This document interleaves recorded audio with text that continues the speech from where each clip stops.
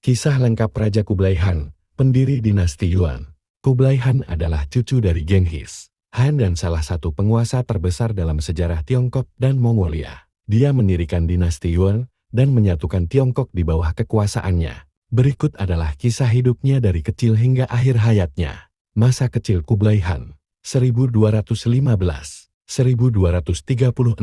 Kublai Han lahir pada tahun 1215 di Mongolia. Tak lama setelah kakeknya, Genghis Han, menaklukkan sebagian besar Asia Tengah. Ayahnya, Tolui, adalah putra keempat Genghis Han, dan ibunya, Sorga-Ketani Baki, adalah wanita cerdas yang berperan besar dalam membimbing anak-anaknya. Dibandingkan saudara-saudaranya yang lebih fokus pada perang, Kublai lebih tertarik pada budaya dan administrasi. Ibunya memperkenalkannya pada sistem pemerintahan Tiongkok, Konfusianisme, serta taktik militer. Guru-guru Tionghoa yang diundangnya membantu membentuk pandangan politiknya di masa depan.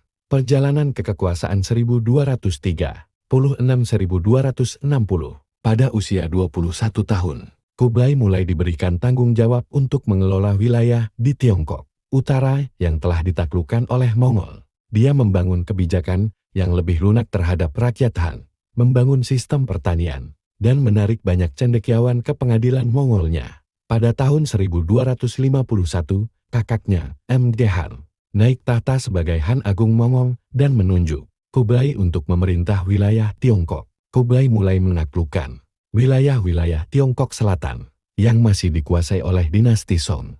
Namun, setelah kematian M.G. Han pada tahun 1259, terjadi perebutan tahta di antara keturunan Genghis Han. Kublai bersaing dengan saudaranya, Ari Kibeke, dan setelah perang saudara singkat, Kublai akhirnya dinyatakan sebagai Han Agung Mongol pada tahun 1260.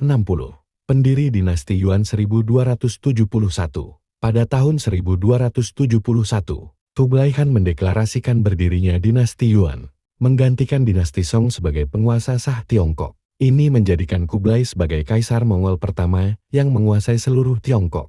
Pada tahun 1279, pasukan Yuan akhirnya menaklukkan sisa-sisa dinasti Song Selatan setelah memenangkan pertempuran Yamen. Dengan ini, Kublai Han menjadi kaisar pertama yang menyatukan seluruh Tiongkok di bawah kekuasaan Mongol. Prestasi dan kebijakan pemerintahan, sistem pemerintahan, dan birokrasi. Kublai Han mempertahankan banyak aspek administrasi Tiongkok, seperti sistem ujian pegawai negeri, tetapi tetap menempatkan orang Mongol di posisi tertinggi. Dia membagi rakyat ke dalam 4 kelas,